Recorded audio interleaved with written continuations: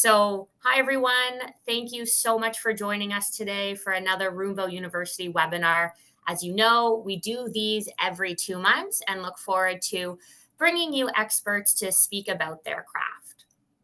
We're also always looking for feedback and guest recommendations. So if there's ever anyone that you know that might be a great guest for our webinar, feel free to reach out to me following our webinar today. Would love to pick your brain to hear a little bit more about them. As always, I have two really exciting updates on the Roomvo side of things that I wanted to share with you all today.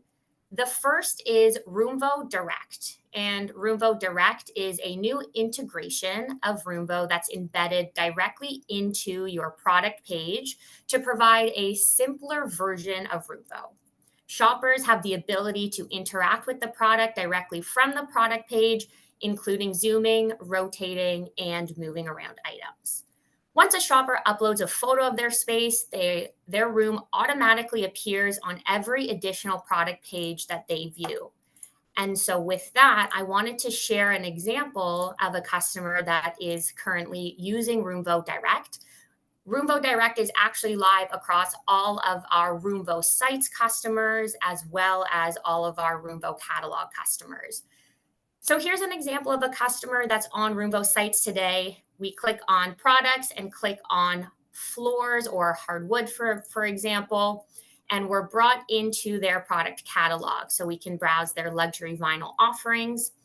From their product listing page, you can click on any one of these product swatches and it takes you to the product display page where you'll see Roomvo Direct lives directly in the product carousel. Customers can now directly from the product display page upload a photo of their room. So I'm going to click the Upload My Room button, and I'm going to upload a photo of our office space here today. So you'll be able to see what this product looks like in the office. So you'll see that's the existing product. Now it's overlaid with this new product. You can interact with the product by zooming in and out. We can rotate the product by 90 degrees to see a different installation pattern. And directly from this experience, we can expand into the full Roomvo experience where you'll be able to browse the product catalog to see other products that you might want to look at in your space, or also be able to upload additional room scenes as well. So you'll see that room scene that I uploaded is going to present itself on the screen here. We'll give it a second to load. It might be the Wi-Fi in the office that's given me a little bit of a harder time, but maybe what we'll do as well is we'll try looking at this. So here we go. Our room scene is uploaded. You'll see that the product that we entered the visualizer with from Roomvo Direct now appears here. And we're seeing that customers that engage with Roomvo Direct, they are interacting with it at 25% higher than they would if they weren't using Roomvo Direct. So we're getting a lot more eyeballs on your products, a lot more product engagement as well. And so now your customers are coming into the showroom with a lot better of an idea of what they're wanting to see in their space, having had the opportunity to interact with Roomvo as well as Roomvo Direct. In addition to that, we have also recently launched our visualizer redesign, which provides a more intuitive interface, driving higher engagement as well as conversions. And some of the key changes include more focus on the room, and that makes it the focal point of the visualizer, as well as an emphasis on primary actions like sharing, comparing, and downloading. So you'll notice that this experience here is a lot fresher and clean than what you used to have with your Roomvo visualizer. The compare feature, you'll notice it's very accessible down in the bottom right corner. So we can look at, products side by side. We're also seeing that customers are downloading images at a 2 times more than they were with our previous design. So we're getting a lot more engagement here and a lot more customers into the visualizer and being able to take all of these great features that we have available to them. So those are the 2 new features, Roomvo Direct and our visualizer redesign. Everyone in the audience should have received a quarterly newsletter from your Roomvo rep highlighting these updates. But if you do have any follow-up questions, feel free to reach out to your Roomvo rep and they'll be happy to further explain. So with that, let's get this webinar going with an intro for my co-host, Jim Armstrong. Jim is an internationally known trainer and coach for flooring dealers and the founder and president of Flooring Success Systems, a marketing services and coaching program for dealers. Since 2007, thousands of retailers across the US and Canada have relied on Jim's methods to get more customers, get higher margins, gain an unfair advantage over the box stores, and live the lifestyle that they deserve. He's also an avid skydiver. Welcome, Jim. Happy to have you. Thank you so much. And speaking of skydiving, I'm in Colorado right now. We live in Nevada. And I came out here, got my 500th skydive in. So that's kind of a big that's kind of a big, milestone for those of us lunatics who are willing to jump out of planes. So I'm very proud of that accomplishment. Thank you. And I'm still here to do the show. And so the last thing you said, in my bio that you read, helping floor dealers live their ideal lifestyle. That ties directly into why we have today's guest. I was reading, I'm also the marketing mastery columnist for FC News, and I was reading through a recent issue, and I came across a fantastic article by our guest, Megan Mazzocco, who she was talking about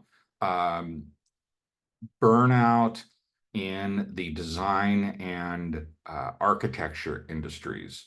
And everything she was saying about those industries in terms of burnout and stressful work environments and on, overwork, not having a life outside of business, just feeling like their career owned them, absolutely applies to floor dealers. Half of my coaching is around helping floor dealers set up their business so that that they're able to have less stress, have freedom and walk away power, and create a positive work environment. And so I knew I had to get Megan on here. So I immediately fired off a link for the article to read and said, we got to get her on here. And so I think that was last month. So we made it happen quick. And Megan, thank you so much for coming on and being willing to share with us today on avoiding floor dealer burnout. Welcome, and thank you so much. Thank you guys so much for having me. It is a pleasure and a privilege to be here with you all.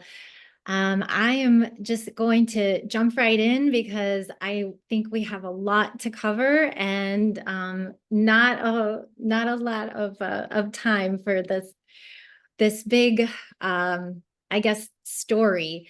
It was encapsulated into a very short column, but there's a lot to it. So I will share my screen really quickly. Just for a moment.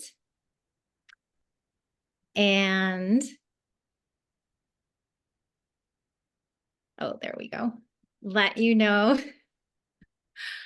about how the origin of all of this about sleep and burnout kind of flowed to me.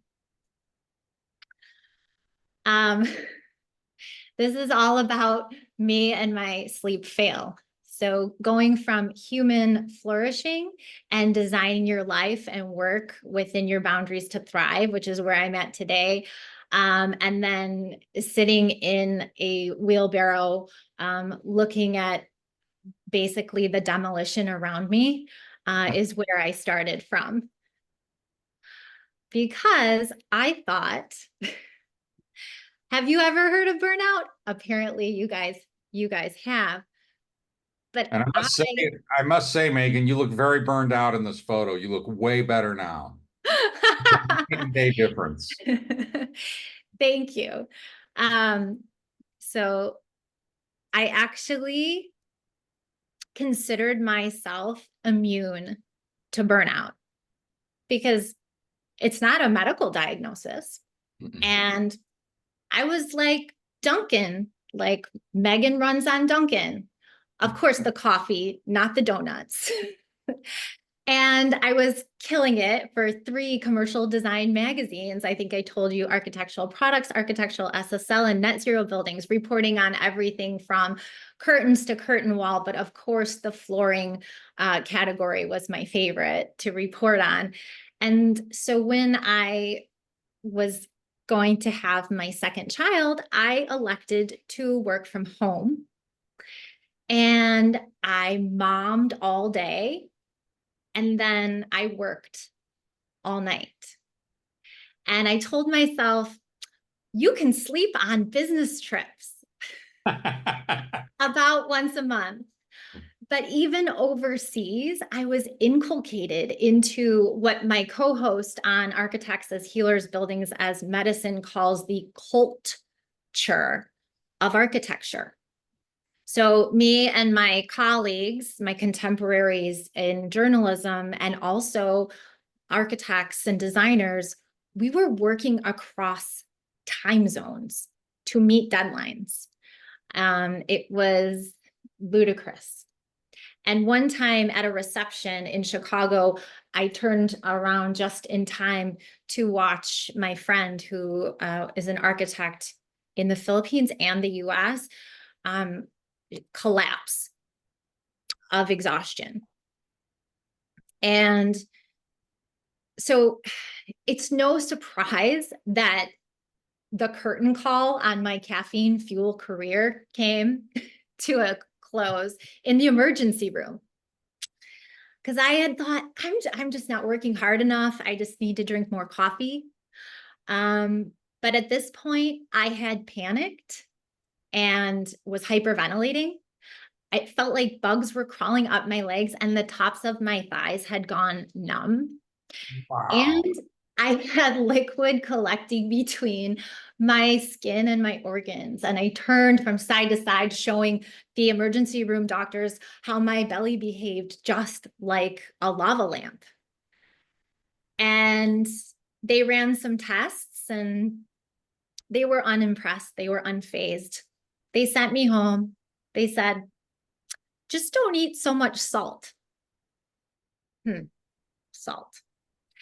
So I think this time I reasoned with myself that I had eaten too much celery, especially the non-organic kind, which is the most pesticide-laden produce in the country. So I went home and I soldiered on. I kept doing the things. But Wow. I was always second guessing myself and saying like, oh, Megan, you're overreacting. There's no excuse for your fatigue. And I couldn't hold a thought long enough. My word recall was terrible. So I couldn't do my job, like write a column, let alone a feature. I turned away from my marriage when I heard my spouse telling someone that I was a hypochondriac. And my patience with my children and my pets was non-existent. And every day of my life ended in a shame spiral. So as you can imagine, I was desperate to feel better, and I was desperate to feel my legs again. So Let me ask you, Megan, how long were you in business? How long had you been in your career before you got so my bad? youngest was born. I think it was 6 years. Okay. Yeah. And I was like, okay, nothing's wrong with me, but why do I feel like this? So have you guys ever Googled your symptoms? Oh yeah. Well, Yeah. Scary. You definitely don't want to do that. yeah, I don't recommend it. But I was so desperate to feel better that that's what I did. I started watching YouTubes of people with my same symptoms. And after a comedy of trial and error, the second to last test I had was for mold toxicity. And then the last test I had was a German lab for the 5 co-infections of Lyme. And that lab came back with a weak positive. And I was like, okay, why, if it's a weak positive, like, why do I feel so negative, like so terrible? How many hours a week were you putting in at this point, approximately? Um, well, it wasn't just work. It was work and life. Well, you have kids. Kids are a full-time job by themselves. Right. You're putting in 80 or So 100 hours a week. it really wasn't a matter of how much I was working. It was how much I was not sleeping, and how that is just a cascade of a health disaster. And so the Lyme doctor said, he said, well, this is sleep deprivation, severe burnout and sleep deprivation exacerbated by long undiagnosed Lyme's disease. So it was just like something that was along for the ride. And so he prescribed me some medication, some meditation, and sleep. So, like any good type A perfectionistic patient, I researched everything sleep, and I also hired a Buddhist monk because I was going to rest like I mean it. And that led me to understand that sleep is the #1 predictor of health outcomes, and not just physical health, but mental health outcomes. And the World Health Organization has declared sleep deprivation an epidemic in every industrialized country. And the CDC in this country concurs that 1 in 3 adults is sleep deprived. So it could be one of us, or it could be some of you who are watching right now. I know from my own, as I've gotten older, I've had to be more intentional about my health, things that, when I was 20, I could eat 2 Big Macs and go work out. You can't do that anymore when you're in your 50s. You'll wind up in the ER. But I've learned that sleep problems or sleep deprivation is upstream from so many medical problems, hormone imbalances, weight gain, depression, just on and on and on. Mm-hmm. And the thing is, it's kind of like burnout. Like, burnout's not a medical diagnosis. And physicians in medical school, they maybe spend 1 hour on sleep. So it's really strange because it's all connected. It's the #1 predictor of your health outcomes. So it's really strange that it's not taught in our medical system. Well, the medical system is designed so that if you've got a bunch of symptoms from sleep deprivation, you're going to get medicine and drugs for all those symptoms. You're going to get medicine for the weight gain, the depression, the hormones. There's not, I don't know that there's huge money in sleeping pills or helping people just to learn to sleep better. That's really not where the money is in the medical industry. It's in, treating all these symptoms of it. Yeah. Some might call it the pharmaceutical industrial complex. I would be one of those that would call it that. I would concur. But it's a reality that 51% of adults in this country feel sleepy 3 to 7 days a week. So that's full time, even when they're trying to restore themselves on the weekend. And one thing that recently occurred in like the medical knowledge is why sleep is a biological imperative. And that, because it's like, we would be very vulnerable, when we're sleeping, evolutionarily. But actually, during sleep, it's the only time that your brain cells shrink and the lymphatic fluid comes in and like literally cleans the hallways of your brain of plaques and proteins and amyloids that are associated with Alzheimer's and poor cognitive health outcomes. And sleep deprivation also causes your body to produce more norepinephrine, which increases your heart rate and your blood pressure and your blood sugar. And this actually can lead to a sense of anxiety or fight or flight. And Dr. Ellen Vora, she is a Harvard-trained psychiatrist and also an integrative medicine practitioner. She calls this false anxiety in her book, The Anatomy of Anxiety. And she reports that she can treat 80% of those false anxiety patients with a simple sleep reset. So knowing that, and I know we just said this, Jim, but a lot of us are walking around sleep deprived and over medicated. Yep. So back to my friend, the architect, who I watched collapse of exhaustion. Well, her doctors, they told her nothing was wrong either. They said, just stay hydrated. So in her search for answers, she found that RIBA, the Royal Institute of British Architects, had a well-being toolkit for their members that described healthy boundaries between work and technology and healthy expectations of working hours and working conditions and quality of life for design professionals. And she's like, Megan, AIA, the American Institute of Architects, has nothing like this. You need to make one. So that's why I created the AD Wellness Toolkit and the A&D Wellness Toolkit for daily creative renewal. So basically, it focuses on holding the boundaries around the foundations of health in order to sustain creativity on demand and avoid burnout.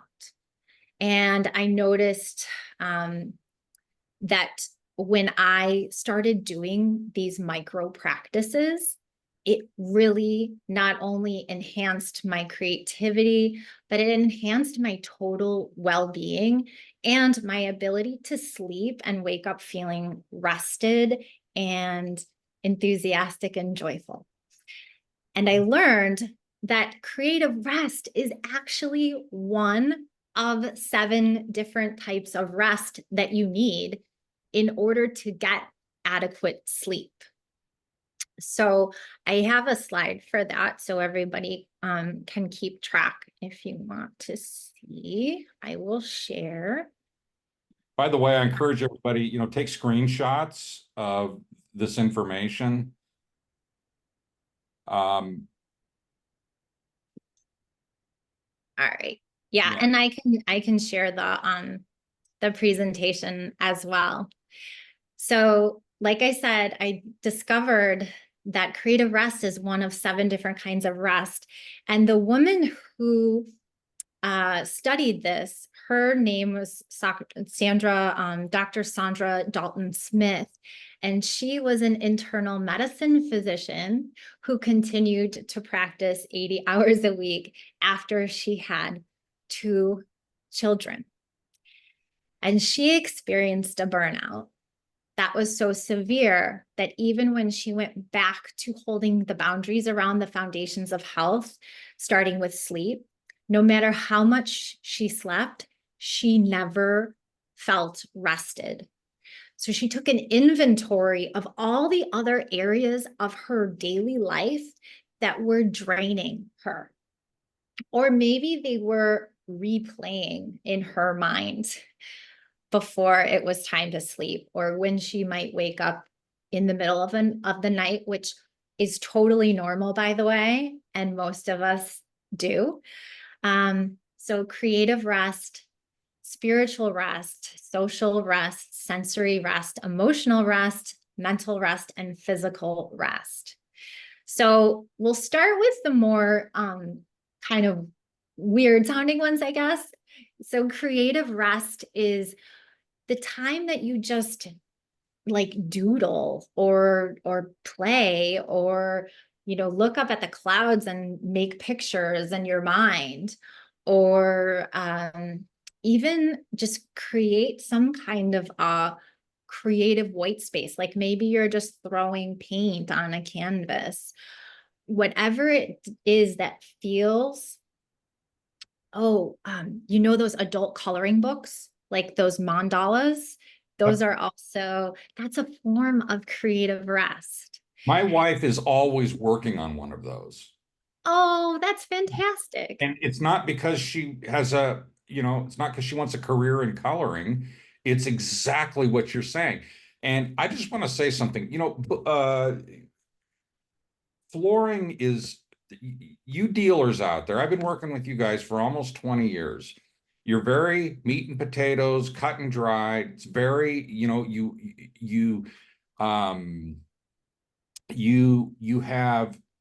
very practical, and I appreciate that about floor dealers. And one of the reasons I wanted you to come on, Megan, is to introduce some new concepts that we don't hear about a lot in the flooring industry. Design is a very creative space where you're going to hear things about spirituality and emotional rest and the things you've listed here. We don't hear that much in this industry. And so what I just want to encourage all the dealers who are listening to this isn't the typical thing you're going to hear at TICE or on most webinars or most of the things, we're not talking about the latest in LVT. We're not talking about, the latest digital, whatever. This is very different. And I want to encourage everybody on here, as you're listening, to keep an open mind to this. It's why Reed and I brought Megan on here. This is something you guys really need to hear. It's not the normal stuff. It's why when I read her article, I said, we've got to get her on here. You guys need this. So as you were talking, Megan, I felt like I needed to step in and say that, because this is outside the box for our industry. It really is. I always say that you are the invisible made visible. So like we are the tip of the iceberg. There's so much more going on behind the scenes and in the subconscious that day to day, in order to get done what you have to get done, it's not allowed to kind of take up space. But this woman who was an internal medicine physician, she's like, okay, I know burnout's not a medical diagnosis, but here I am, and I have to figure out like what it is that I need to get optimal sleep in order to wake up feeling energized.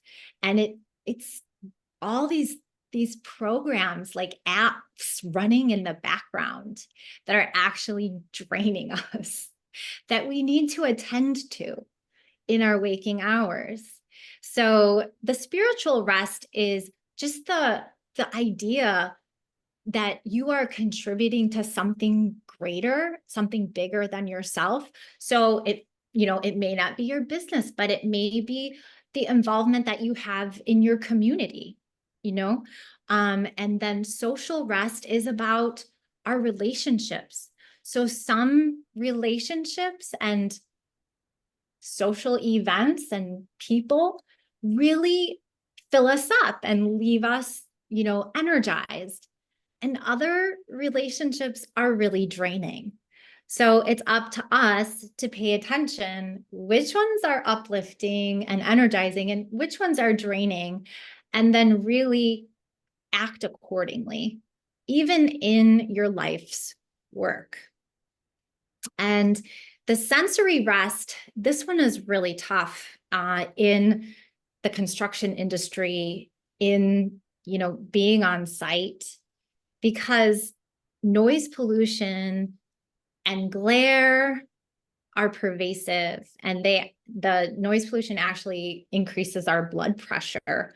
So there needs to be micro breaks or areas of respite where we can go away for a minute and just have just like that quiet. Because you don't realize how draining that actually is on the nervous system. Actually, the World Health Organization has declared noise pollution number 2 cause of death only to air pollution. Wow.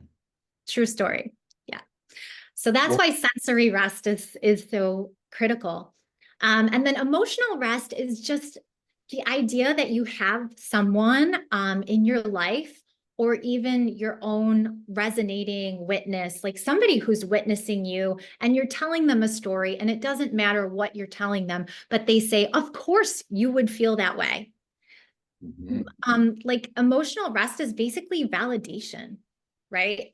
And mental rest, now this is where it gets serious in terms of what's actually happening in the industry.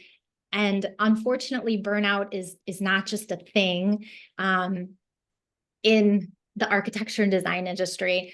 It's huge in the medical and health care field. And in fact, 63%, if you're thinking about your business succession and longevity, 63% of young people have significant symptoms of anxiety and depression. And 68% of millennials and 81% of Gen Zers have actually quit jobs, left jobs for mental health reasons. So mental health, mental rest is the ability to quiet the mind and to stop feeling like everything is urgent. So that might be a guided meditation or a breathing exercise that really just gets you to focus and ground. And then in terms of physical rest, obviously passive physical rest is sleep. And we all need that. And then there's other active physical rest where you lay in a hammock for 10 minutes and look up at the trees and the leaves and notice the wind. Like that is a passive physical rest. And you can concentrate on, like, if you can't get out into nature, like focus on a plant. I mean, that would even be a passive physical rest. But what these all require is for us to be cognizant of taking micro breaks throughout the day. And that can be a little bit of a difficult habit. But actually, when I was becoming a rest warrior, I learned that our modern day gladiators, AKA professional athletes, actually have their own sleep coaches. And not because they're sleeping competitively, but because they are getting paid to rest like they mean it. Nothing is left to chance. And if you haven't ever considered treating yourself like a professional athlete when it comes to work and rest and recovery, you should, because you're not only using physical energy, you're using your brain to make decisions and snap judgments when things are not going to plan and you have to solve something on the fly. Your brain is only 2% of your body weight. It uses 20% of your energy. So I did a little analogy here, and it flashed me back to the ACTs. And sport is to athlete like job is to worker. So you should be thinking about treating work like a sport. And that is what I discovered to be the secret of avoiding burnout, because rest and recovery is equally as important as productivity and achievement. And all of your performance is going to cascade down from the sleep that you're getting and the rest that you're getting, because again, it's the number one predictor of your mental and your physical health outcomes. So I just wanted to ask something. I make a comment and then ask a question. Yeah, go ahead. I do everything, all 7 of those. I try and practice, and some of the things overlap. You know, I fly fish 2 or 3 times a week. I get out and I'm in a stream. I'm focused. It's meditative. There's benefits to it. I skydive when I can. I play music, and so many, like you said, sleep and rest is as important as productivity and creativity. It's actually the foundation to it. You're just, I've had brain fog so badly. I sit down to write just like you're talking about, Megan, and I can't write an article. I have to, it takes 3 times as long. So I just, what kind of things, you know, what sort of things would you recommend that dealers do in terms of, let's just say, taking a break, unplugging from work? What would be 1 or 2 practical things they could do to make that happen in their business and life? Well, the first thing I would do is ask, what did you really enjoy doing as a child when there were no constraints on your time? And then how can you make that a priority again? And remember how it brought you joy, or it was meaningful and fulfilling, and really hold space for that. And it does. I mean, okay, so you can work really hard, and that takes a lot of willpower, but so does having the self-discipline to unplug and the will to hold space for yourself around the things that you truly enjoy, that fill you up. And so I would suggest whatever it is, just like you gave examples, whether it's playing music or getting out into nature. I know someone that has land that will just go walk his land with his shotgun. And he's like, I don't normally see many quail or pheasants, but at least I'm getting out there and I'm doing the walk, and I'm also creating the opportunity that You if might bring home dinner. Mm-hmm.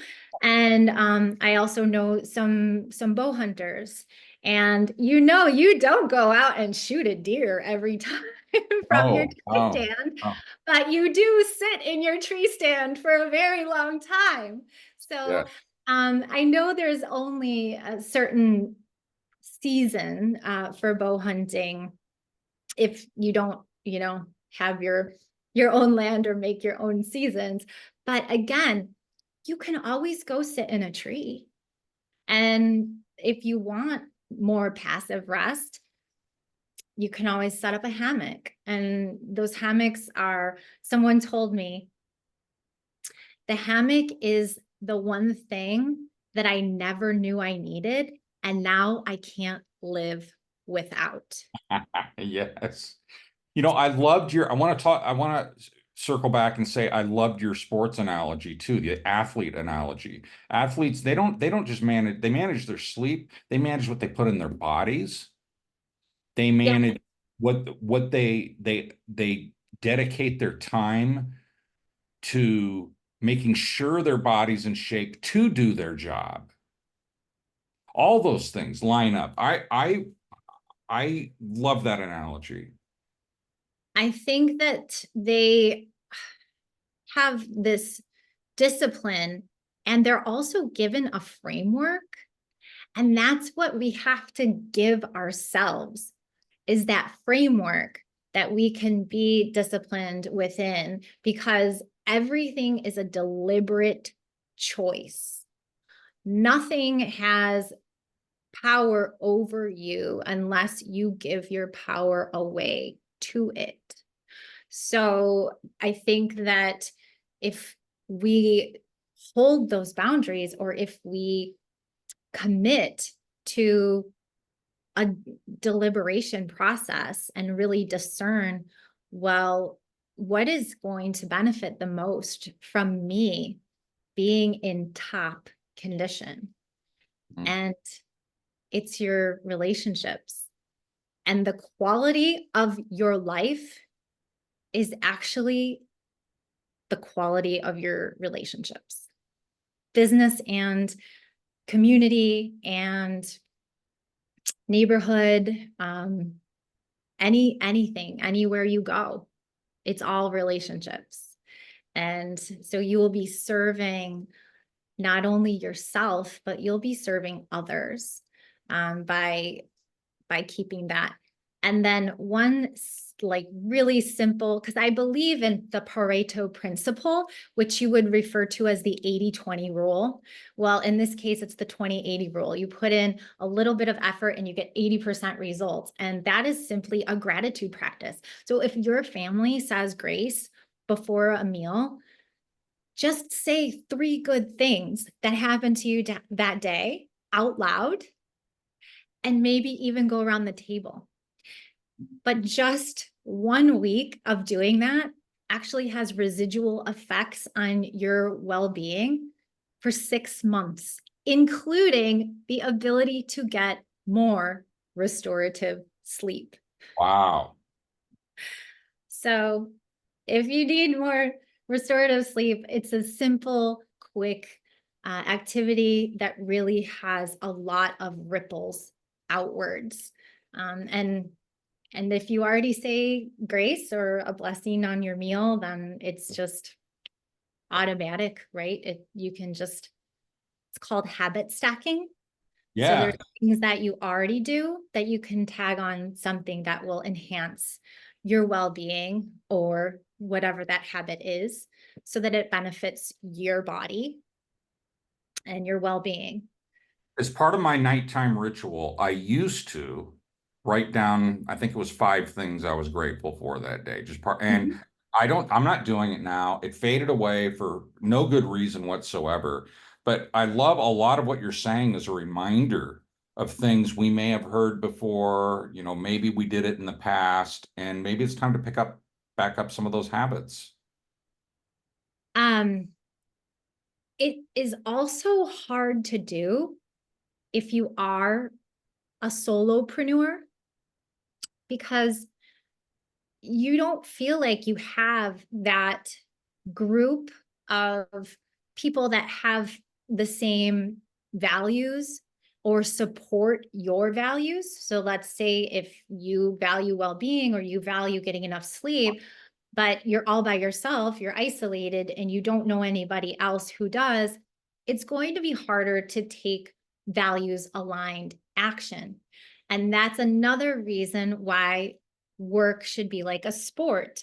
It's teamwork, right? So the more people that you're surrounded with that share your values and support you in acting out your values, you will have better health outcomes for any kind of habits or behaviors that you would like to adopt or change.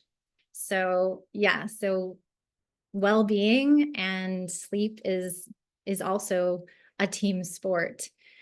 There is a woman named Kabibi Springs. She wrote her doctorate actually on treating work like a sport. And she's the one who mentioned taking mindful micro breaks throughout the day. And if you were able to even take a nap, a 20 to 30-minute nap, it restores your bioendocrine, your biomarkers back to the levels of somebody, and your immune health back to the levels of somebody who got a full night's sleep. So if you are sleep deprived occasionally, a nap is an evidence-based solution to bringing your body back up to the levels of full health, or like, like full life. If you're playing a video game and you need to like get that life token, that would be your nap. And So the naps, a 20-minute nap can help overcome the debilitating effects of sleep deprivation. Not like a cure-all, but it can help restore that. Okay, so there's two kinds of naps. There's the nap, which is the power nap, and that is a 26-minute nap, and that restores task proficiency by 30% and alertness by 50%. But if you want like the full-blown health benefits of restoring your health level to somebody who got a full night's sleep, that would be the 30-minute nap, and that's based on research that was out of the Sorbonne. And it's not something that I would say is a solution to a chronic sleep deprivation. But if you are somebody who has to engage in second or third shift work, which is a known carcinogen according to the World Health Organization, I would highly, highly recommend 30-minute naps. And there's also some people who have conditions like narcolepsy where naps are actually prescribed, medically prescribed. Interesting. Okay. I also engage in regular naps. I take a nap almost every afternoon. Wow. Yeah. I'm not for any, I never did it for any health reasons, or it was just because I found myself fading, after afternoon, and even a short nap, it brings me back. So yeah, the siesta culture, like they knew what they were doing.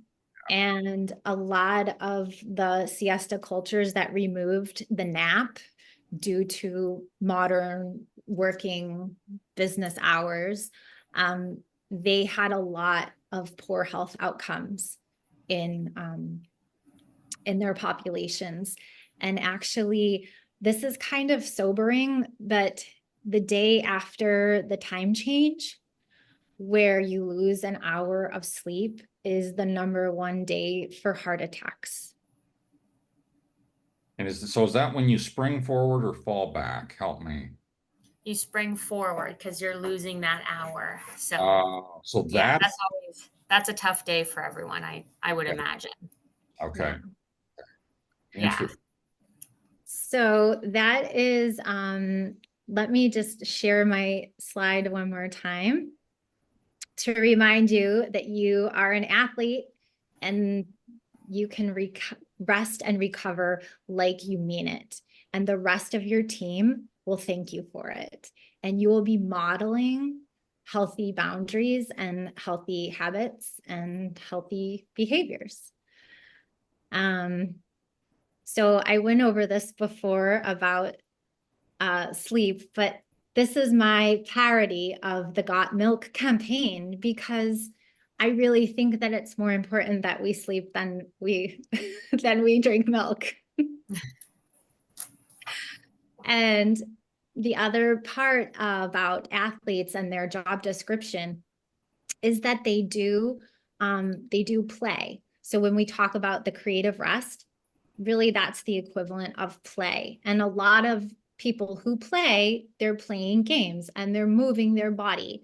And movement is linked to positive cognitive health outcomes, or the ability to think, make snap judgments, make better decisions. It also increases your longevity. It emits it's this hormone that sounds like Clotho, because there was a Greek god like that spun the length of your life, and it was Clotho. So it releases this hormone when you're doing movement or exercise that you can't supplement anywhere. So movement is great for your longevity. So definitely stick with any kind of sport that you enjoy. And then also any mechanical pressure on your body, your bones, your joints, and your muscles stimulates stem cell production. So that also keeps you vibrant and youthful and energetic. So that's another reason to treat work like a sport and think of yourself as an athlete. And then this is my last slide. So well-being by design helps individuals and organizations to design their lives and work within their parameters to thrive. And it is so aligned with what Jim is doing for his clients. And I'm happy to share well-being by design's framework for human flourishing. Fantastic. So let's do this. Let's open it up to Q&A if we've got a few more minutes left. If you have any questions, put it in the Q&A box. Megan, tell us a little bit more about your business and how you help people and how people can get in touch with you. So one of the things that I mentioned is napping, and that is an evidence-based sleep hygiene tip or rest tip. I actually wrote a book called The Sleep System, 28 Days to Better Sleep. And it's a pragmatic guide to designing the sleep that you love because it uses design thinking to deconstruct unhealthy sleep habits and reconstruct a healthy sleep hygiene.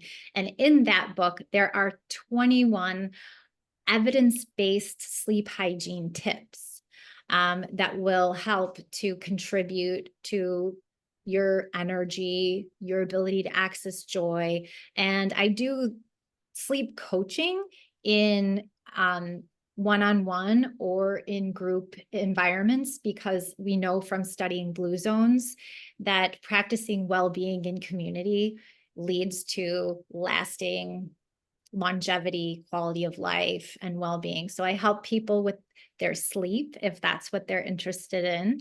I also help people with nutrition and highly epinutrient diets that promote healthy DNA methylation. So basically, depending on your lifestyle and what you're putting into your body and how you move and how you sleep, you can actually reverse your biological age by 3 years or more in 8 weeks.